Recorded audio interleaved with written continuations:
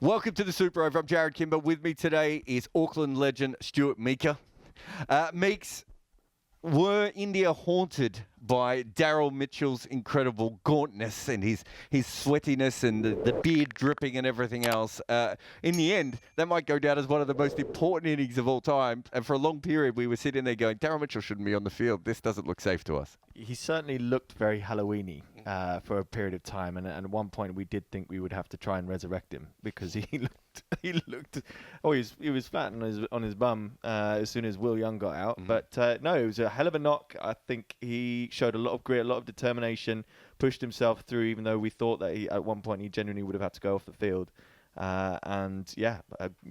Well, as we can see now from the score, it's going to stand New Zealand in very good stead going forward. Will Young was the other player. He didn't look like the heat affected him as much. I know it did because he changed his shirt at lunch and was probably very happy to get a new shirt to sweat through almost instantly after lunch.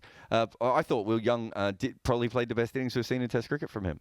Yeah, I've made mention. Yes, Mitchell got the plaudits because he got the top score in the end. But actually, Will Young, he took his time getting in. But then, as he started getting confidence, he expanded his game. He took the game to Ashwin a little bit. But then he was still sort of quite solid back in defence pretty quickly, and against some pretty tough conditions against the spinners. Talking about that, it was a wicket where you could score runs, but there was quite often a ball with your name on it. The issue really for New Zealand was they lost back-to-back wickets, but most importantly, that just every now and again, Washington Sundar or Ravi Jadeja just produced a ball that they couldn't really play. Yeah, it was one of those wickets, as we say. It's you're never really in, even though the guys got 70 and 80 or whatever it was that they ended up with. They had to fight all the way through, and you could never score runs in big batches. You could never take the game to them for a consistent period of time because you knew that one was going to spit and bounce, one was going to keep a bit low, one was going to jag back off the seamers. So, credit where credit's due. They've played pretty well, but as you say, there's still runs there, and 73 for 1 would suggest that you can still score decently on this wicket.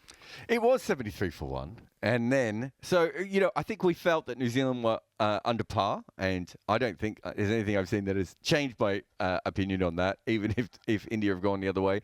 Jaiswal has been destroying spinners since he came to Test cricket. He's played that reverse sweep with 20 minutes to go. I've seen Rohit Sharma sometimes at the other end look at Jaiswal, be dismissed, and just think to myself, you're too young to be doing this. You need some of life's disappointments to really grind you down and make you the kind of batter that we're looking for. But he goes out, and then suddenly there's a flurry of wickets with Siraj going out as well. And now, where would you say that the game is poised? I would say if I'm New Zealand, I'm probably walking off the happier of the two. Only simply because they're India 86 for 4 comparatively. New Zealand were 153 for 3 or 4-ish, so they've got a bit of catching up to do. Yes, one of those is a night watchman, but I definitely think having gotten Kohli out, Jaiswal, who's obviously quite dangerous. Yes, India do back quite deep, and one of them is already a night watchman. I'm still happier, especially in the conditions they've had to face today. Yeah, it's ragging as well now. It's probably spinning more towards the end of the day than we've seen at any stage. Let's just finish off with a run out. Virat Kohli didn't want to come out to bat. There was a night watch set out for him.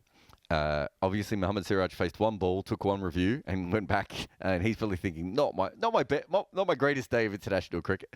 Virat Kohli does then come out to bat. He's facing Rachin Ravindra, who is the part-timer, and we were saying on air this is a bizarre decision because they could have bowled Ish Sodhi. He bowls a couple of okay balls, then a full toss. Virat Kohli smacks him for 4. He over-pitches, and Virat Kohli's like, do you know what? I don't want to face the whole of this over. I'll try to get to the other end. Takes on Matt Henry and is run out. Like, it's a baffling moment of cricket there for Virat Kohli because surely your safest option is just to block out the part-timer and then sit on your bat for the next over. Yeah, I mean, just as a decision that Kohli made, it was why? No, absolutely no need. You've got however many minutes, 5, 6, 7 minutes until the close of play. You just don't need to do that. Or you're not going to gain anything by taking a quick single, other than maybe selfishly getting yourself off strike, so that you don't have to face the pressure of those last couple of balls. I would be quite interested to know what Kohli feels towards Jaiswal. when they get back into the dressing room, though, because that was, I think, also rewind. It's an unnecessary shot. The boys have had a really tough day. It's been really hot. It's then exposed a night watchman who's probably not really ready for those conditions because he's been bowling as well. And then he gets out first ball. Kohli then is exposed, and it's not something that he wants to be doing at the close of play after having had a long day in the field himself. So it'd be interesting to know what his feelings were. That being said, it was still a bad decision, but it was a decision of someone, A, who's a bit flustered, having lost the night watchman, and B, who spent all day in the field in some very hot conditions. That is Stuart Meaker, who, of course, paid me earlier to remind everyone that he's dismissed Virat Kohli a couple of times in international cricket. I'm Jarrod Kimber. This is the Super Over, and we'll see you again tomorrow.